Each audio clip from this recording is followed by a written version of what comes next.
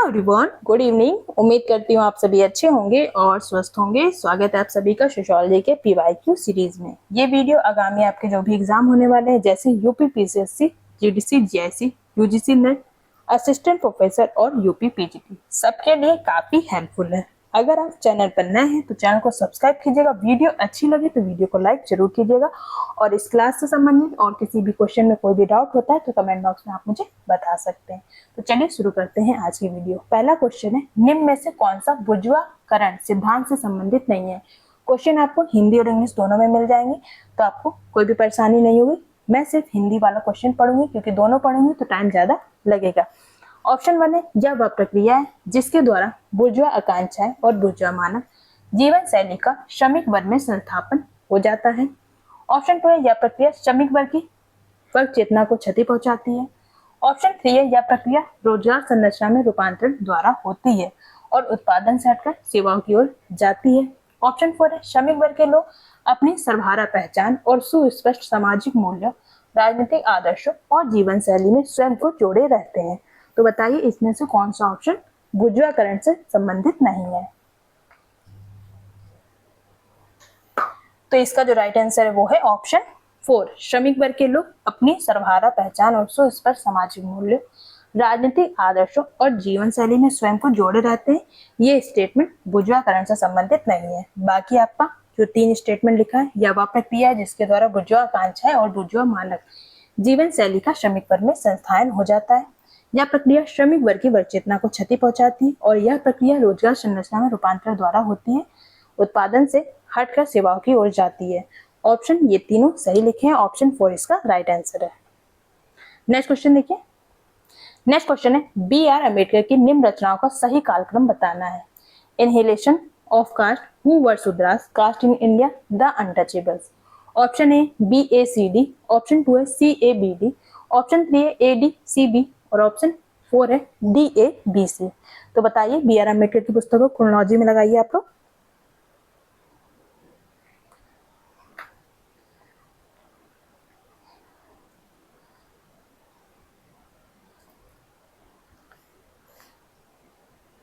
तो inhalation of cast ये पुस्तक कब आई थी? ये पुस्तक आई थी 1936 में। फिर है who were Shudras, who were Shudras ये पुस्तक आई थी 1946 में।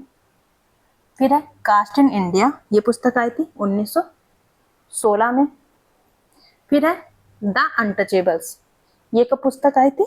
ये पुस्तक आई थी 1948 में। तो इस अकॉर्डिंग इसको अरेंज कर लीजिए। सबसे पहले आई है आपकी कास्ट इन इंडिया, दूसरे नंबर पे इनहिलेशन ऑफ कास्ट, तीसरे नंबर पे हु वर शूद्रास और चौथे नंबर पे है द अनटचेबल्स। तो ऑप्शन कौन सा राइट होगा? ऑप्शन 2 इसका राइट आंसर है, C A B D. Next question देखिए।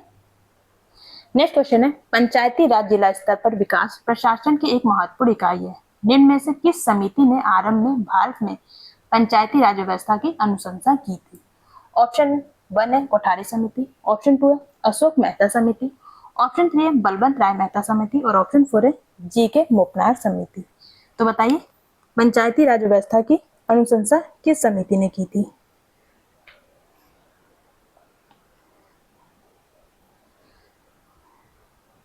तो ये की थी बलवंत राय मेहता समिति ने। कब आई थी?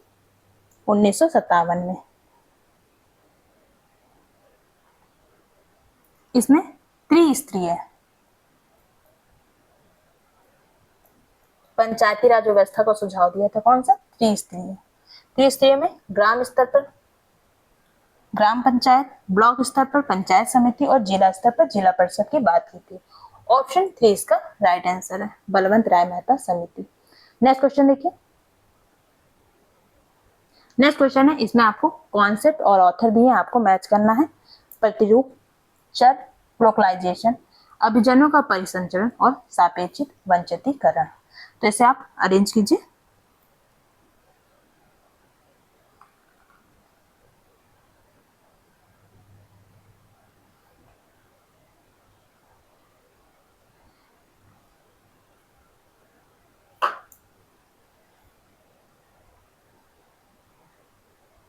पैटर्न वेरिएबल ये किससे संबंधित है? तो ये टारगेट पर्सन संबंधित है।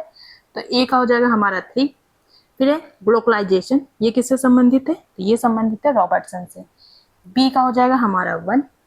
फिर है आपका सर्कुलेशन ऑफ इलिट्स, ये किससे संबंधित है? ये संबंधित है बीफर्ड पैरेटो से। तो सी का हो जाएगा हमारा 4। फिर है रिलेटिव डेप्रिवेशन, सापेक्षित वंचितकरण, ये होगा रॉबर्ट के मर्टन और एस ए स्टॉफर का। तो डी का हो जाएगा हमारा 2। देखिए किस ऑप्शन में 3, 1, 4, 2। तो ऑप्शन 3 इसका राइट आंसर है। नेक्स्ट क्वेश्चन देखिए, समाज के निम्नलिखित प्रकारों को उनके विकास के आरोही क्रम में लगाना। आरोही मतलब डिसेंडिंग, छोटे से बड़ा। पशुपालक, कृषि, शिकार और संग्रह, औद्योगिक और उत्तर औद्योगिक। इसे आप अरेंज कीजिए। सबसे पहले कौन सा समाज था और लास्ट में कौन सा समाज आया, इस तरीके से अरेंज करना है।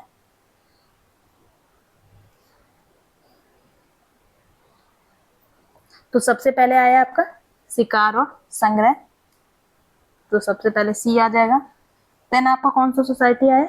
पशुपालक आया, ये हो जाएगा आपका ए। फिर आपका कौन सा सोसाइटी आया? फिर आया आपका एग्रीगेरियन मतलब कृषि, तो फिर आ जाएगा आपका बी। और फिर कौन सा आएगा? फिर आएगा आपका औद्योगिक इंडस्ट्रियल, फिर आ जाएगा आपका डी, और लास्ट में आएगा उत्तर औद्योगिक पोस्ट इंडस्ट्रियल। तो फिर आपका ऑप्शन आ जाएगा E, C A D E. C A B D E इसमें है, ऑप्शन 4 इसका राइट आंसर है। सबसे पहले आया आपका शिकार और संग्रह करने वाली, फिर आया पशुपालक, फिर आया कृषि, फिर आया आपका औद्योगिक, और फिर आया उत्तर औद्योगिक। ऑप्शन 4 इसका राइट आंसर है। नेक्स्ट क्वेश्चन देख लीजिए, निम्नलिखित में कौन से चार्ल्स मूरे की गरीबी की निर्भरता संस्कृति के बारे में सही है? ए दिया है, या उन लोगों से संबंधित है जो श्रम बाजार में प्रवेश करने के बजाय सरकारी कल्याण प्रावधानों पर निर्भर होते हैं। बी दिया है, मूरे ने तर्क प्रस्तुत किया कि कल्याणकारी राज्य के विकास ने उप संस्कृति का निर्माण किया और आत्म सहायता के लिए व्यक्तिगत आकांक्षा और लोगों की क्षमता को कमतर बनाता है। सी दिया है, मूरे ने उन लोगों को इससे मुक्त रखा जो अपनी स्वयं की कमजोरियों के बिना गरीब है, जैसे विधवा और दिव्यांग लोग। डी दिया, निर्भरता संस्कृति लोगों की अभावग्रस्त स्थितियों का एक प्रतिफल है, ना कि इसका परिणाम। तो बताइए कौन सा ऑप्शन सही होगा? Option B C D, option 2 है A B D, option 3 A B C D, और ऑप्शन 4 है ए सी डी। तो बताइए कौन सा ऑप्शन राइट होगा?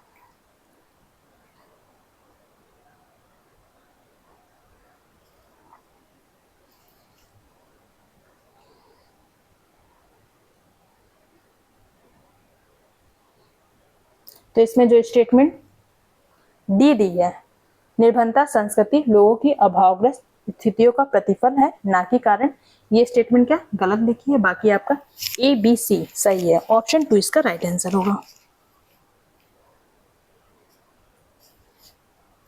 क्या है? या उन लोगों से संबंधित है जो श्रम बाजार में प्रवेश करने के बजाय सरकारी कल्याण प्रावधानों पर निर्भर करते हैं। मूरे ने तर्क प्रस्तुत किया कि कल्याणकारी राज्य के विकास ने उप संस्कृति का निर्माण किया है जो आत्म सहायता के लिए व्यक्तिगत आकांक्षा और लोगों की क्षमता को कमतर बनाता है। मूरे ने उन लोगों को इससे मुक्त रखा जो अपनी स्वयं की कमजोरियों के बिना गरीब है, जैसे विधवा और दिव्यांग लोग। ऑप्शन 2 इसका राइट आंसर होगा, A B C. Next question देखिए, नेक्स्ट क्वेश्चन है, डेटक्लिफ ब्राउन ने विषय के अपने वैज्ञानिक विश्लेषण द्वारा नातेदारी अध्ययन के क्षेत्र में चिंतन को अधिक स्पष्ट किया है। ए दिया है, वह क्रमिक विकास के संबंध में प्रत्याशित धारणाओं के बिना नातेदारी व्यवस्था का अध्ययन करता है, जैसा कि मॉर्गन ने किया है। बी दिया, अन्वेषण के मूल में किसी संयोजनात्मक प्रयासों को नहीं नकारता है। सी दिया है, उसने नातेदारी व्यवस्था का प्रक्रियात्मक रूप से और विचार के समक्रमिक बिंदु से अध्ययन किया है। डी दिया है, उसने नातेदारी व्यवस्था का अध्ययन नहीं किया है। तो बताइए कौन सा ऑप्शन सही होगा? ऑप्शन 1 दिया ए बी सी, ऑप्शन 2 दिया ए और डी, ऑप्शन 3 दिया ए और बी, और ऑप्शन 4 दिया ए और सी। तो बताइए कौन सा ऑप्शन राइट होगा?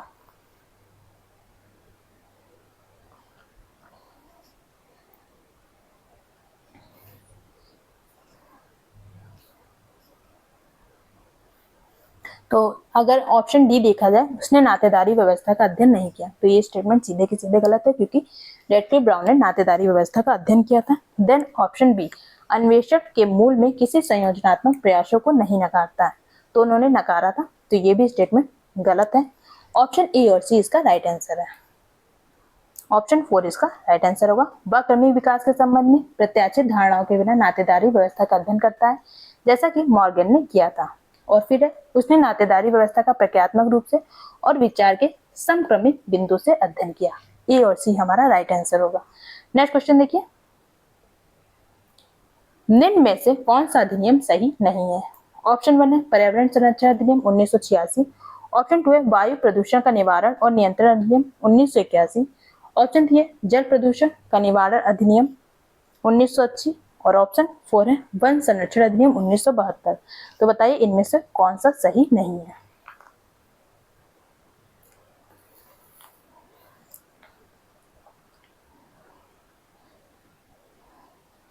तो इसका जो राइट आंसर वो है ऑप्शन 3, जल प्रदूषण का निवारण और नियंत्रण अधिनियम 1980। ये स्टेटमेंट गलत है। ये कब आया था? 1974 में।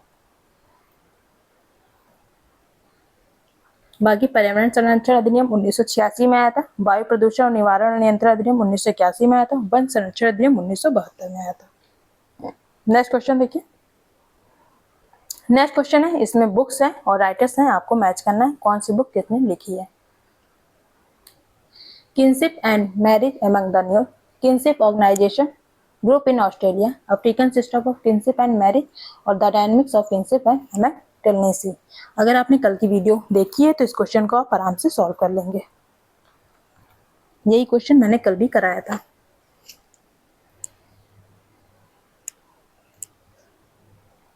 Kinship and marriage among the Nuer, ये किसकी पुस्तक है? ये पुस्तक है इवांस प्रिचार्ड की।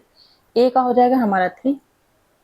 फिर है kinship organisation and group marriage in Australia, ये किसकी पुस्तक है? ये पुस्तक है NW थॉमसन की। तो बी का हो जाएगा हमारा 1। फिर है African system of kinship and marriage, ये किसकी पुस्तक है? ये पुस्तक है AR रेडक्लिफ ब्राउन की। तो सी का हो जाएगा हमारा 2। फिर है आपकी the dynamic of kinship among the Tallensi, ये पुस्तक है M फोर्ड्स की। तो डी का हो जाएगा हमारा 4। देखिए 3, 1, 2, 4 किसमें है? तो ऑप्शन डी इसका राइट आंसर है, 3, 1, 2, 4। एक बार और देख लीजिए, kinship and marriage among the Nuer, ये है इवांस प्रिचार्ड की पुस्तक। Kinship organisation and group marriage in Australia, ये है NW थॉमस की पुस्तक। African system of kinship and marriage AR Radcliffe Brown और फोर्डे की पुस्तक है। The dynamics of kinship among the Tallensi, ये पुस्तक है M फोर्ड्स की। ऑप्शन 4 इसका राइट आंसर है। नेक्स्ट क्वेश्चन देखिए, निम्न में से कौन सा परिक्षेपण के मापन का सेट है? मेजर ऑफ डिस्पर्सन इनमें से कौन सा है?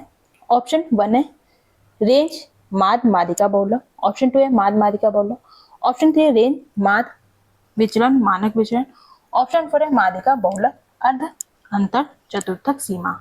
तो बताइए मेजर ऑफ डिस्पर्सन इनमें से कौन सा है?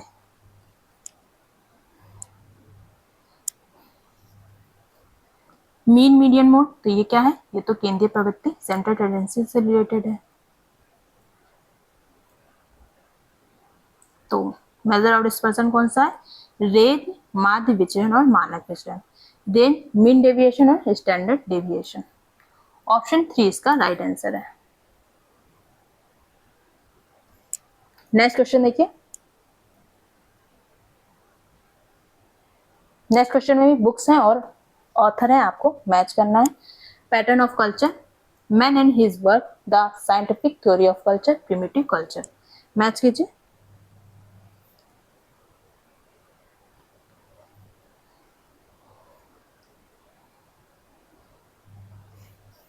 पैटर्न ऑफ कल्चर, ये पुस्तक है रुथ बेंडिक की। ए का हो जाएगा हमारा 2, ए का हो जाएगा हमारा 3। फिर है मैन एंड हिज वर्क्स, ये किसकी पुस्तक है? ये है हॉस्कोविट्ज की पुस्तक। बी का हो जाएगा हमारा 4। फिर है आ साइंटिफिक थ्योरी ऑफ कल्चर, ये किसकी पुस्तक है? ये पुस्तक है बी मेलिनोस्की की। सी का हो जाएगा हमारा 1। प्रिमिटिव कल्चर, ये पुस्तक है E.B. टाइलर की। तो डी का हो जाएगा हमारा 2, 3, 4, 1, 2। तो ऑप्शन 4 इसका राइट आंसर है। नेक्स्ट क्वेश्चन देखिए। नेक्स्ट क्वेश्चन है बहुविवाह प्रथा किसमें पाई जाती है? ऑप्शन ए नागा में, ऑप्शन बी गोंड में, ऑप्शन सी बैगा में और ऑप्शन डी टोडा में। तो आपको बताना है इनमें से किन किन जनजातियों में बहुविवाह प्रथा पाई जाती है। नीचे कोट्स दिए हुए हैं। ऑप्शन 1 है ए बी सी, ऑप्शन 2 है ए और बी, ऑप्शन 3 है ए एंड सी और ऑप्शन 4 है ए बी सी डी। तो बताइए किसमें पाई जाती है?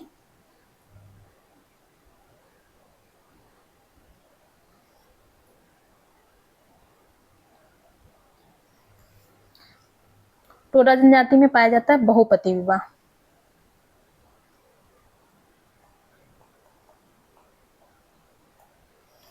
तो option A B C, option 1 इसका राइट आंसर है।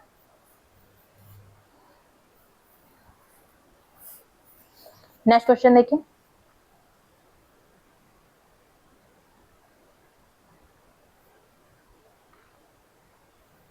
दुर्खिम के श्रम विभाजन के विचारों के बारे में निम्नलिखित में से कौन सा कथन सही है?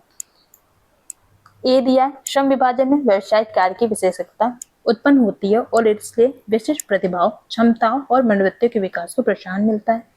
बी दिया, व्यक्तिगत व्यक्तित्व का विकास उसके विशिष्ट गुणों के अनुसार किया जाना चाहिए और इसलिए प्रत्येक को एक समान शिक्षा प्राप्त नहीं होनी चाहिए। सी दिया, व्यक्तिवाद का विस्तार श्रम विभाजन से संबंधित होता है। डी दिया, दुर्खिम के श्रम विभाजन के सिद्धांतों की वृद्धि के उद्विकास मॉडल के साथ तुलना की जाती है। ई दिया, श्रम विभाजन मात्र औद्योगिकवाद का प्रतिफल है। ऑप्शन ए बी सी ई सही है, ऑप्शन 2 है ए बी सी डी सही है, ऑप्शन 3 है बी सी डी ई सही है और ऑप्शन 4 है ए सी डी ई सही है। तो बताइए दुर्खिम के श्रम विभाजन डिवीजन ऑफ लेबर के बारे में इनमें से कौन सा स्टेटमेंट सही है?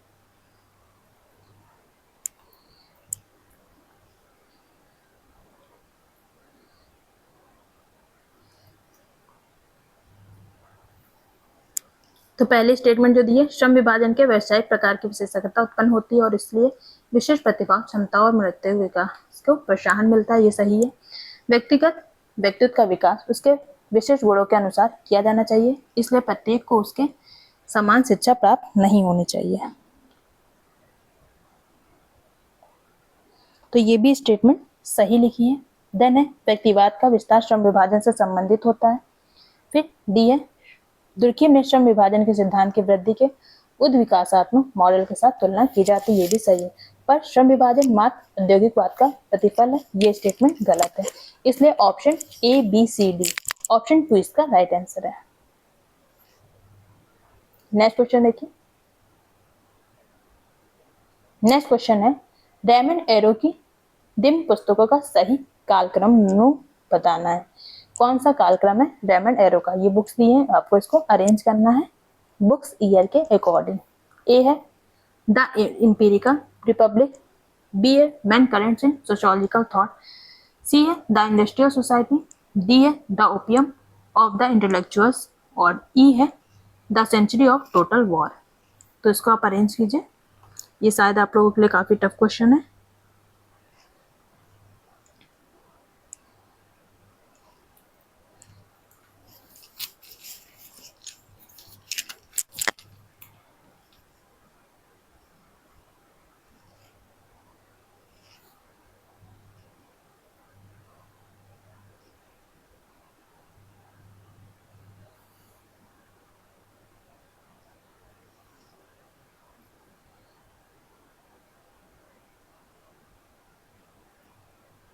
तो द इम्पीरियल रिपब्लिक ये पुस्तक आई थी 1973 में।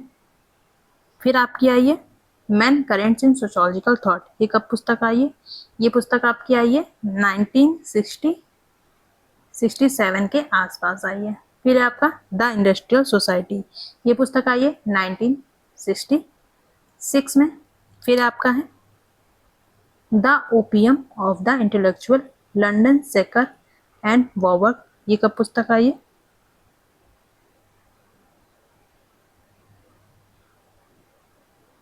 उन्नीस सौ छियासठ में।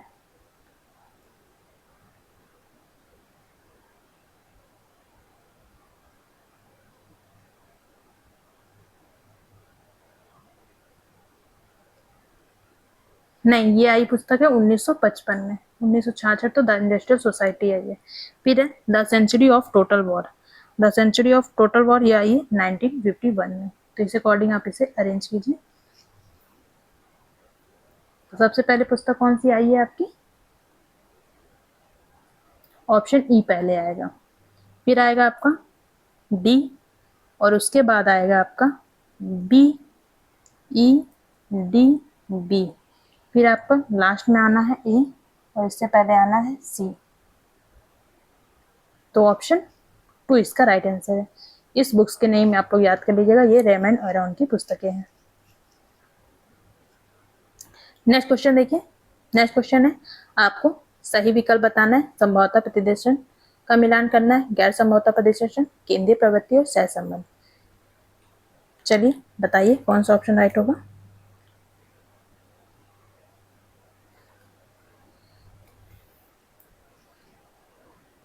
प्रोबेबिलिटी सैंपलिंग, ये रैंडम सैंपलिंग, उद्देश्यपूर्ण निदर्शन संबंधित है, सॉरी उद्देश्यपूर्ण नहीं,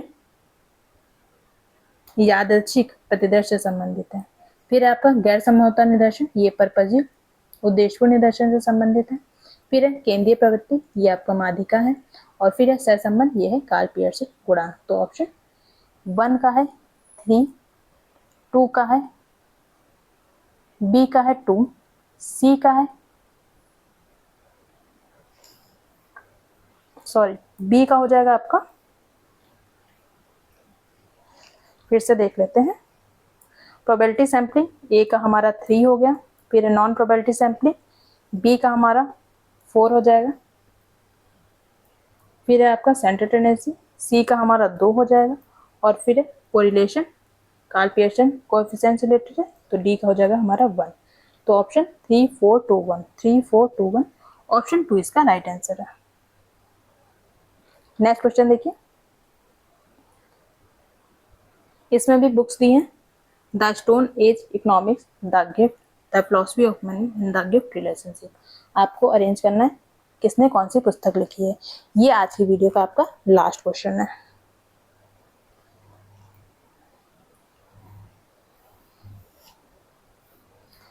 स्टोन एज इकोनॉमिक्स ये किसकी पुस्तक है? ये पुस्तक है मार्शल सन्नीज की। तो ए का हो जाएगा हमारा 2, फिर है द गिफ्ट, ये पुस्तक है मार्शल मॉस की। बी का हो जाएगा हमारा 3, फिर है द फिलॉसफी ऑफ मनी, ये है जॉर्ज सिम्बल की। सी का हो जाएगा हमारा 1, और फिर है द गिफ्ट रिलेशनशिप, ये है रिचर्ड टेटमस की। तो डी का हो जाएगा हमारा 4, 2 3 1 4। देखिए किस ऑप्शन में, ऑप्शन 2 इसका राइट आंसर है। और नेक्स्ट क्वेश्चन आपका होमवर्क है। इस क्वेश्चन का आपको बताना है कौन सा ऑप्शन राइट होगा। अच्छे से ये क्वेश्चन देख लीजिए, ये आपका होमवर्क क्वेश्चन है। उम्मीद करती हूँ आपको वीडियो अच्छी लगी होगी। वीडियो अच्छी लगी हो तो वीडियो को लाइक कीजिए, और लाइक करके हाइप का बटन जरूर दबाइएगा। मिलते हैं कल इसी टाइम पर। Bye bye, good night, take care.